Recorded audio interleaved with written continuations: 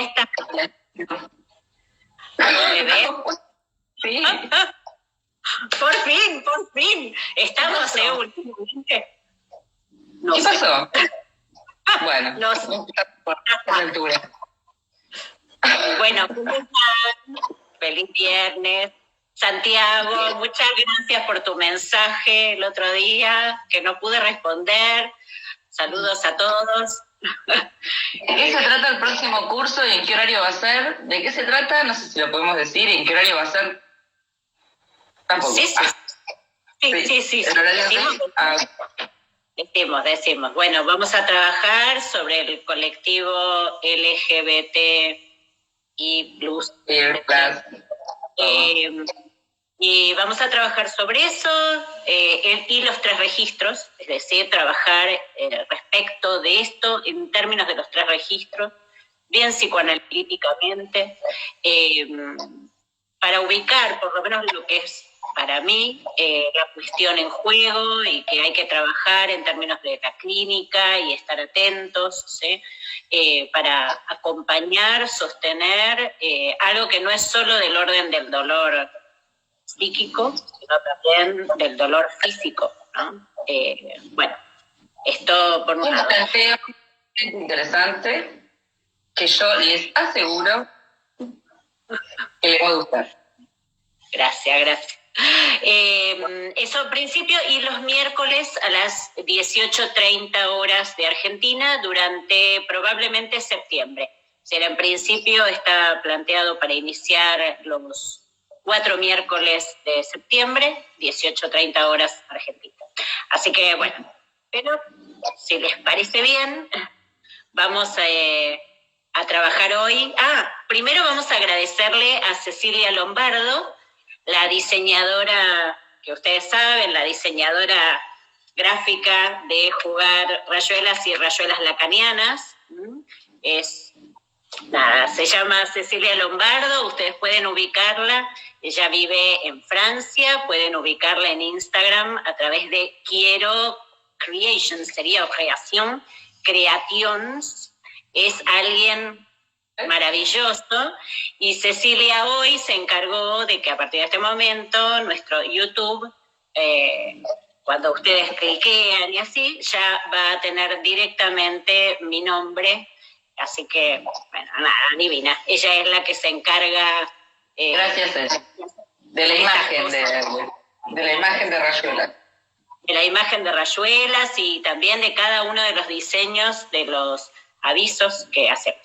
Así que bueno, dicho eso, gracias Cecilia, y vamos derecho a trabajar hoy sobre la neurosis obsesiva.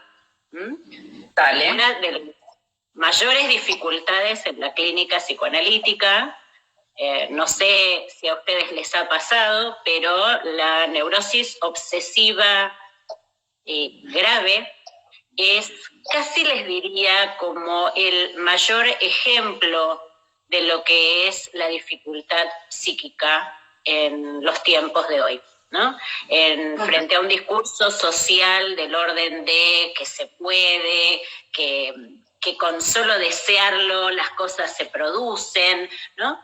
Que por supuesto hay todo un aspecto en el cual eso puede servir y está buenísimo, ¿sí? Pero la neurosis obsesiva viene a decir, sí, yo quiero esto, pero no me sale, yo quiero, desde lo social, desde lo físico, ¿sí? Desde lo psíquico, la cantidad de puntos de inhibición y de malestar psíquico que tiene un neurótico obsesivo, ¿sí? No es la neurosis obsesiva privativa de lo masculino. No. Pero sí nos parece muy importante que ustedes puedan hoy trabajar, digamos, empezar a pensar en maniobras de intervención. Hoy les voy a traer especialmente una maniobra importante. Vamos a describir primero el cuadro en términos simbólicos, vamos a hablar de la neurosis obsesiva en los 3 registros, ¿sí? Es decir, en términos simbólicos vamos a trabajar en principio, después vamos a ubicar a nivel imaginario cómo se presenta el neurótico obsesivo, que a veces puede parecer Uno dice, no, este hombre no tiene nada de neurosis obsesiva, pero sí, este hombre o esta mujer, y también el registro, digamos, de lo real. Bueno, el neurótico obsesivo, vamos a pensarlo en estos términos, es producto de un complejo de Edipo, del cual ha atravesado ese complejo de Edipo y castración, con una fijación en el narcisismo, ¿sí? Una prevalencia del falo en términos del narcisismo, y una gran erotización de las defensas.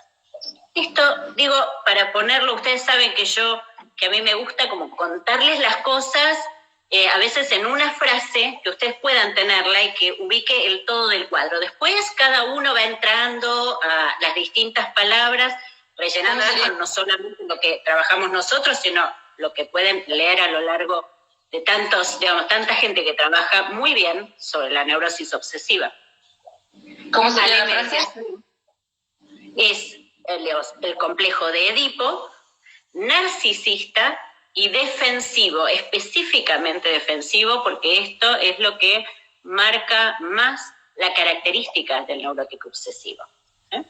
Entonces, el neurótico obsesivo es producto de una relación a una madre que en particular se caracteriza claramente por ser la madre insatisfecha, ¿sí?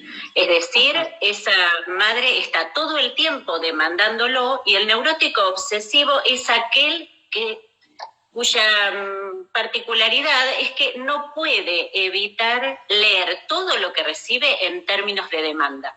Por eso vive agobiado. Voy a usar la palabra, digamos, en masculino, pero ustedes, como ya les dije, funciona para hombres o para mujeres, ¿sí? En ese punto está agobiado. ¿Cómo puede escapar de una situación en la cual todo el tiempo se siente demandado? Creando un personaje, ¿sí? Por eso hablamos. La pasa muy mal, ¿sí? Crea un personaje que puede ser a veces alguien que parece súper exitoso, ¿sí? O que parece que la tiene clara, que todo es sumamente racional, ¿sí? Que generalmente se caracteriza por ubicarse en relación al saber. Son esos pacientes que pareciera que nos están explicando a nosotros lo que sucede, ¿sí? Donde el saber los inviste y los defiende de encontrarse con lo real. Por eso la relación entre lo simbólico y lo real es que lo real está adentro, ya después lo vamos a ver, recubierto y amurallado de palabras. La cadena significante está casi, como les diría, por momentos congelada. Parece una circulación incesante donde el neurótico obsesivo una y otra vez pasa por las mismas escenas, sacando casi las mismas conclusiones, ¿sí? Entonces, Lacan dice en un momento, creo que a la altura del seminario 6, que el neurótico obsesivo está como fuera del juego. ¿Y qué es su verdadero deseo? Estar fuera de juego. Porque si está adentro, es tal la sensación de que el otro se le viene encima con sus pedidos, con sus demandas, que quiere salir corriendo. Esto implica que a nivel fantasmático, y aquí estamos trabajando en ese borde entre lo simbólico y lo real, a nivel fantasmático, la escena es una escena, casi les diría, de guerrilla, ¿sí? Donde se está enfrentando al otro en una guerra sin cuartel. Ahora, todo eso ocurre en el psiquismo a nivel del fantasma, ¿sí? La escena es una guerra a muerte con el otro, es un otro al que ama, ¿sí? El neurótico obsesivo funciona muy bien en la medida en que no se engancha emocionalmente. Cuando se engancha emocionalmente, a veces se repliega. ¿Por qué? Porque la escena que se le arma es del orden de matar o morir, ¿sí? Por supuesto estoy hablando en términos fantasmáticos, ¿sí?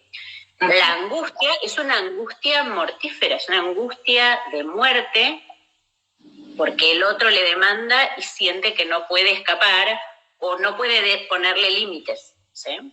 Ahora bien, en esa escena lo que vemos es que amor y odio están fusionados. Es decir, el neurótico obsesivo no puede evitar odiar, ¿sí? Una parte, por eso Freud es tan maravilloso cuando explica la ambivalencia afectiva, ¿no? En el neurótico obsesivo... Sabrina, una pregunta. Sí. ¿Puede ser que ellos son personas que demandan muchísimo y cuando obtienen lo que demandan ya no lo quieran?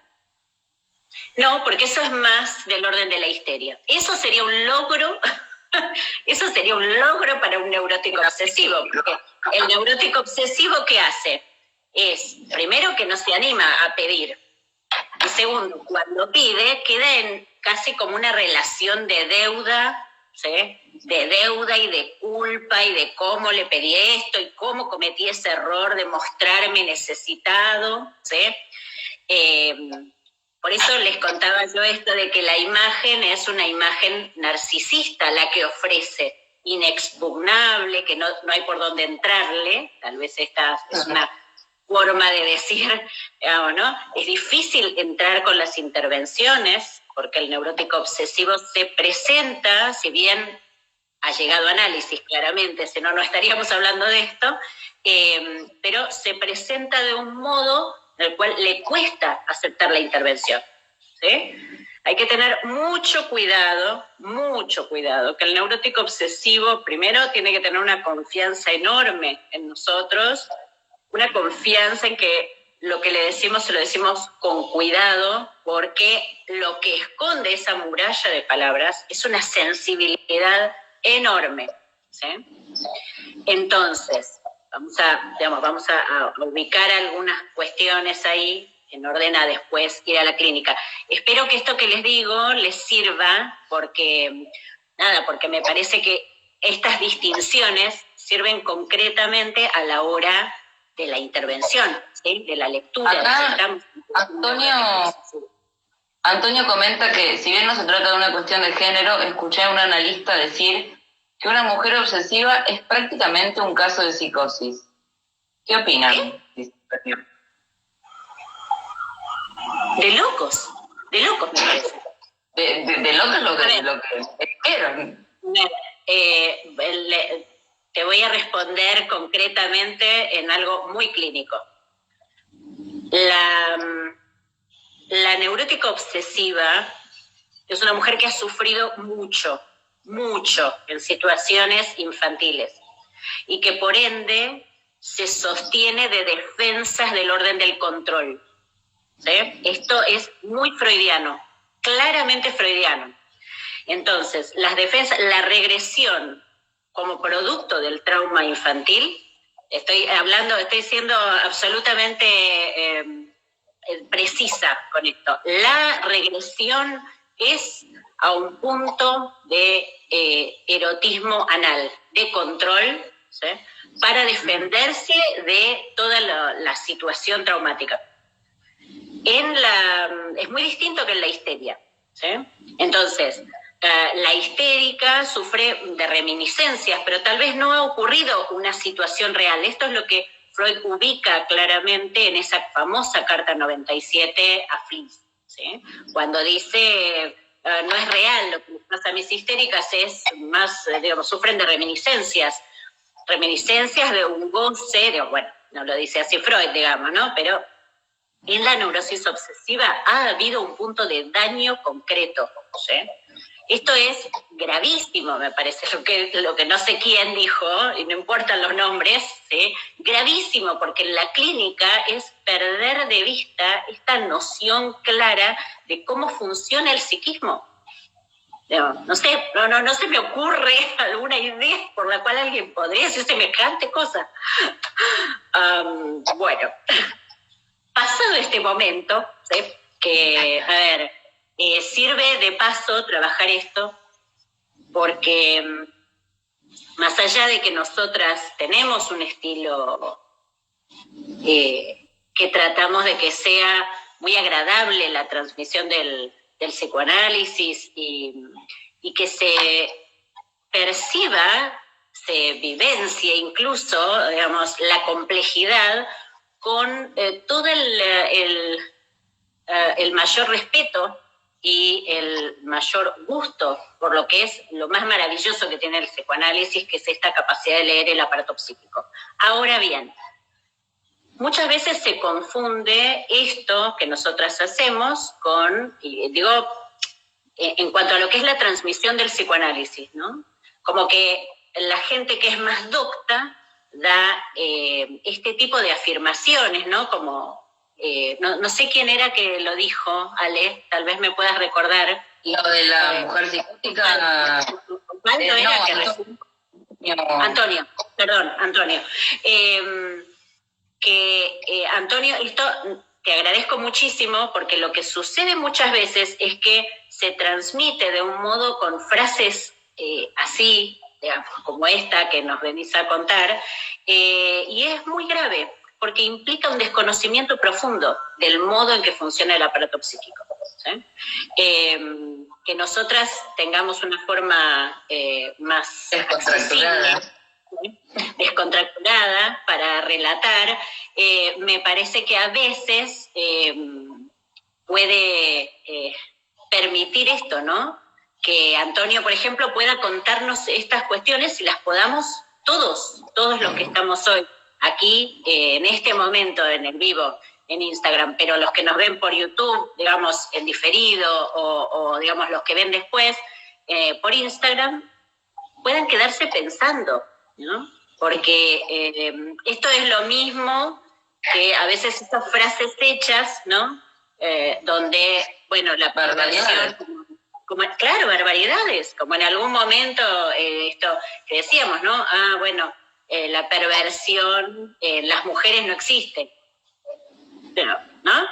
Es decir, cosas que son muy graves y que tienen consecuencias en la clínica. O como el otro día, breve paréntesis, que agarramos un libro que es muy, muy, muy, muy prestigioso y no lo empezamos a leer y no lo entendíamos y después decimos, claro, alguien agarra un libro de un psicoanalista que escribe en difícil y no lo entiende como nosotras dos, que no lo entendíamos, y claro, el psicoanálisis es dogmático, el psicoanálisis es cerrado, es lejano. Bueno. Claro, ¿por qué?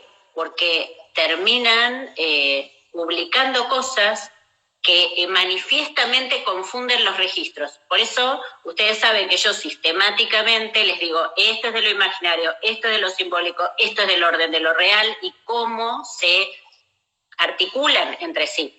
Porque si no, uno no puede leer la clínica. Para eso es que Lacan lo inventó. Antonio, no sabés lo que te agradezco esto, porque lo que sucede es que cuando leímos ese fragmento de este libro, estábamos leyendo con Ale, no lo entendemos porque no tiene sentido. ¿Entendés? Es más grave, digamos. Es que se escribe cualquier cosa con un formato docto, ¿sí? Y entonces, cuando uno lo ve, empieza a separar palabra por palabra y se da cuenta que mezclan como una ensalada cosas que yo, que me precio de ser una persona que sabe, digamos, no tengo ningún problema en decir que yo he estudiado muchísimo y sé, y mi clínica me avala, yo miro eso y digo, ¿qué está diciendo? Usted no sabe ni lo que dice esta persona. Y eso es una persona famosísima. Sí, me enojé. Pero es una persona famosísima, ¿no? Entonces digo, bueno, a ver, bajamos. Antonio, ¿cómo te agradezco? Porque en algún momento hemos estado hablando de esto y bueno. Pero ¿cómo le cuesta tanto conectarse con las emociones? Claro, exactamente. Bueno, a ver, estoy pensando por dónde sigo, si voy por ahí, si voy por otro lado. A ver, una de las cosas más difíciles en la clínica de la neurosis obsesiva, gracias por los corazones, muchas gracias. Una de las cosas más difíciles en la neurosis obsesiva es que el neurótico obsesivo le cuesta hablar del pasado. Porque hablar del pasado es que uno lo toque, ¿sí? que uno penetre en su interior. Y el neurótico obsesivo se ubica, ofrece este personaje, que por supuesto ha fallado, por eso está en análisis, porque no le sirvió, no le alcanzó, ¿no? Digamos, ese personaje, y acá estoy hablando de lo imaginario, ¿no? Armó un personaje o de exitoso y que terminó fallando, teniendo una doble vida, angustiándose, o a veces es el que siempre sistemáticamente pierde, ese cuya madre esperaba mucho de él. Hay algunos que ofrecen ese personaje exitoso que cumple todas digamos, las demandas maternas, pero que está sufriente, ha llegado, no sé, a hacer a cumplir con todo el checklist, digamos, y sí, no le sirvió para nada porque no es feliz. O está el que falla una tras otra, pierde los trabajos, pierde no sé, sus parejas, se le deshace todo. Claro, una cosa de tocar todo. Pero en la intelectual es capaz de dar clase acerca de cómo deben ser las cosas. Ser un idealismo terrorífico. Esto lo vemos en el neurótico obsesivo, ¿sí? Entonces, estas son las formas en las cuales en lo imaginario, ¿sí?, el neurótico obsesivo ofrece esa escena. Ahora bien, ese neurótico obsesivo puede haber sido, y acá estamos en lo simbólico del Edipo, puede haber sido el hijo favorito de esa madre que le pide que él la satisfaga, ¿sí?, que él con sus logros la haga brillar. Ella es la madre de ese, no sé, niño que es abanderado, no sé, por decir. O a veces es el hijo desbancado por otro hijo u otra hija o lo que fuere, digamos, ¿no? Es el hijo que esa madre, bueno, no le dio mucha importancia, ¿no? Terrible, terrible, un sufrimiento terrible para el neurótico obsesivo que ha quedado, pero exigido. Es decir, no elegido, pero igual exigido, porque tiene que llenar digamos, ahora tiene que poder solo. Exacto, tiene que poder solo, digamos, y esto, digamos, el neurótico obsesivo cuando está, como les digo, es como el ejemplo más claro digamos, del objeto resto, es el lugar al que se identifica, ofreciendo como falo imaginario, en lo imaginario, esta escena a veces de impecabilidad y divino y maravilloso, a veces ofrecen esto. Bien, entonces, llegan al consultorio, ¿sí? Hemos hablado entonces de cómo es la madre, reprochante, ¿sí? Pero, ¿cuál es el problema técnico? Que el neurótico obsesivo no quiere hablar de su pasado. No quiere hablar de su pasado porque hablar de su pasado es abrirse y teme que uno con esto pueda movilizarlo, ¿sí? En ese fantasma que aparece, que es una lucha entre la vida y la muerte, ¿sí?, ser tocado, digamos, depender de un otro, ¿sí?, depender por un tiempo, digamos, de lo que dice ese analista, de lo que va escuchando, de esa línea que le permite a él salir de esas certezas, ¿no?, que dice, la vida es así, así, así, pero no le funciona nada. Ese tiempo de trabajo en el análisis, que es, por supuesto, del orden de una entrega, lo teme profundamente. Entonces, como amor y odio están fusionados por la regresión, por haber sufrido tanto, son hijos que han sufrido violencia de distinto tipo, ¿sí? Puede ser física, pero puede ser emocional, ¿sí? No los veían a ellos, veían lo que ellos lograban, ¿sí? Ese niño, si era exitoso o no, eso era lo único que importaba. Entonces, cuando estas situaciones ocurren, el jovencito, digamos, no le queda otra que huir. Entonces, la gran dificultad técnica que hay en el análisis es lograr que el sujeto confíe lo suficiente en abrir y hablar de esa madre, porque la tiene tan protegida como él. ¿Sí? Esta es una de las primeras cosas. Cuando yo les digo, acá trabajamos cuestiones a nivel de posgrado, a nivel de maestría y a nivel de doctorado. O sea, yo lo que quiero es que piensen, ¿sí? No me interesa, digamos, el cuentito, el relato lo leen en cualquier lado. Yo lo que quiero es que piensen cuál es la dificultad técnica y cómo avanzar en ese libro. Entonces, cuando ustedes entran en esto, dicen, hay un punto de identificación con la madre en el neurótico obsesivo. La odia en algún punto, pero la ama con locura. Y la protege tanto como se protege a sí mismo. ¿Sí? Entonces, esto es algo a tener en cuenta también transferencialmente, digamos. Claro que sí, claro que sí. Por eso hay que ir con mucho cuidado, ¿sí? Porque cualquier cosa a veces perturba, como hay un punto, como yo les decía, de primacía del narcisismo para defenderse. Sí. Técnicamente, si ustedes avanzan, hay ciertas cosas donde se pueden ofender o se pueden enojar, se pueden sentir muy angustiados, muy angustiados, ¿sí? Y ahí capaz que salen del análisis. Entonces, hoy, por ejemplo, digamos, puntualmente vamos a trabajar un modo de intervención, ¿sí? ¿Hoy? El método socrático. Ahora, dos segunditos, digamos. Es el método socrático, ¿sí? Es decir, yo les dije, el neurótico obsesivo tiene un punto de real intocado, sufriente, muy sensible, que está envuelto en una muralla de palabras, ¿sí? Esa muralla de palabras, que por supuesto cierran perfecto, son impecables, ¿sí? Tiene toda la teoría del mundo, todo el saber del mundo y no le sirve para nada, pero bueno, muestra la impotencia de lo simbólico cuando lo simbólico no abraza lo real. Ustedes tienen que atravesarlo, es decir, lo que hay que hacer es desarmar esa muralla de palabras. ¿Cómo hace uno para avanzar en esa muralla? Lacan nos da un ejemplo en el seminario 8, seminario 8, en la transferencia, cuando ustedes van a ver una parte donde Sócrates, que es el modelo del analista, trabaja, digamos, desarma el discurso de Agatón. ¿Sí? Fíjense, es en enero del 61, lo que hace Lacan es trabajar el modo en que el analista interviene desarmando ese discurso, ¿sí? Ese discurso que parece a todas luces impecable.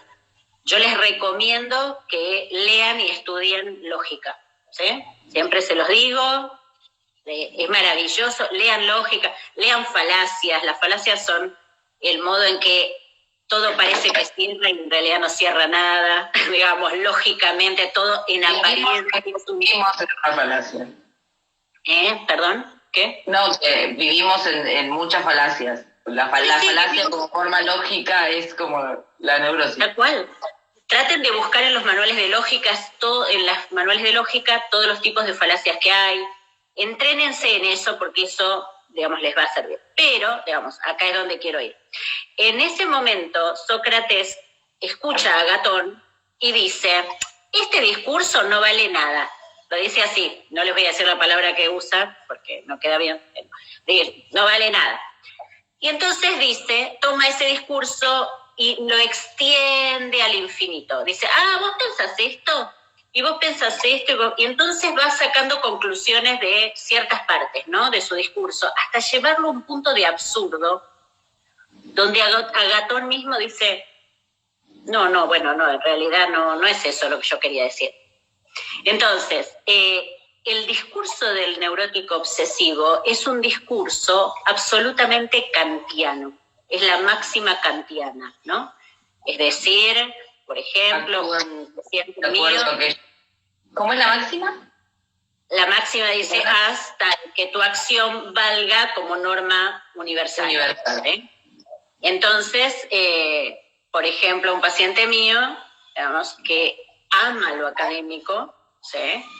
Quiere para sus hijos, por supuesto, y él los ama, yo soy testigo, los ama, se angustia por ellos, digamos, cosas que le pasan, él los sufre, él los ama. Pero cuando tiene que hablar con ellos, lo que le sale es lo impecable o no impecable de su desempeño académico. Por supuesto, los hijos, digamos, obviamente, que hacen síntoma allí, si ese padre les está pidiendo eso, todo el tiempo le muestran, ves que la cosa no pasa por el éxito académico. Y él viene de lo más frustrado, pero hay momentos en que él no se da cuenta de su propio doblez, donde él no logra decir lo que realmente le pasa, sino que, bueno, en identificación con su propio padre, no importa, digamos, va y habla del desempeño. ¿Sí? Entonces, la forma de intervenir... Espera, dame un segundo. La forma de intervenir allí es, tenemos un aspecto que es entrar por el lado de identificatorio con su propio padre y el modo en que él sufrió eso, pero eso tiene, de alguna manera, patas cortas, porque él no lo sufrió tanto. ¿Sí? Por eso lo repite, y hay un punto que él ama a ese padre. Pero bueno, ese es un aspecto, ¿no? Entrar a nivel, digamos, de las generaciones. Otro nivel es ubicar cuál es su posición en juego, ¿no? Que es que ellas podrían, y si se esforzaran, ellos, digamos, ¿no? Si se esforzaran, podrían perfectamente tener un muy buen desempeño académico. Y en realidad allí, bueno, yo lo que hago es ponerlo en relación a otras situaciones donde él, con su mejor buena intención, por ejemplo esto, él dice, yo puedo, yo tengo clarísimo, los adoro a mis hijos, quiero, digamos, lo mejor para ellos, y después les habla del desempeño académico nada más. Y entonces yo digo, pero no era que vos, si vos los amás, digo, el punto es que lo que tiene que caer es esa suposición obsesiva que hay entre si yo quiero, puedo. ¿Sí? En este caso, en cada caso ustedes verán con sus pacientes. Pero me parece que es muy, muy importante esto, trabajar, como les digo, a nivel de posgrado, de maestría, de doctorado, digamos, estas dificultades técnicas, porque es de esto desde lo que se trata. ¿Sí? Cómo intervenimos, que, digamos, una intervención en lo imaginario tiene pata corta, podríamos decir así, aquí decimos así en Argentina, es decir, no dura, no tiene efecto de inscripción, pero una intervención a nivel de lo simbólico sí tiene valor de inscripción, ¿sí? Y esto es lo que necesitamos, poner coto a la pulsión de muerte que se traga al neurótico obsesivo, que ofrece un personaje y que después él mismo lo padece. Y ese personaje se ofrece a esa madre que demanda demanda el falo, por supuesto, demanda que le den éxito, ¿sí?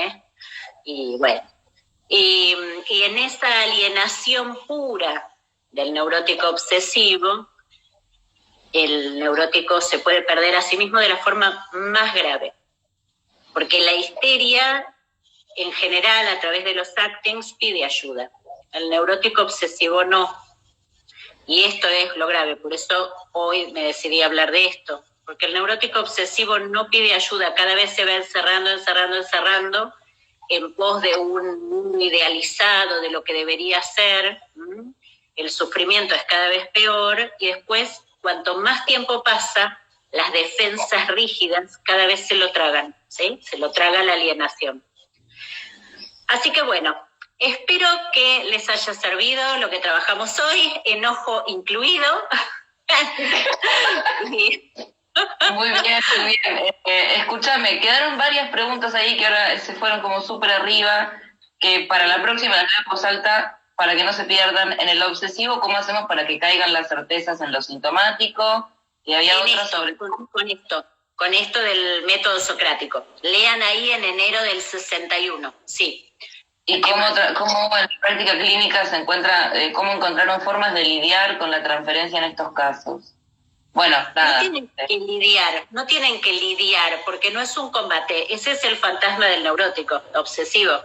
Ustedes no tienen que lidiar, solo tienen que ofrecer su deseo de analista absolutamente fuerte a rescatarlos de ese lugar de sufrimiento y a señalar que no importa si es exitoso o no, si le fue bien o no, digo, este es el lugar alterno del analista respecto de ese modelo de la madre, ¿sí?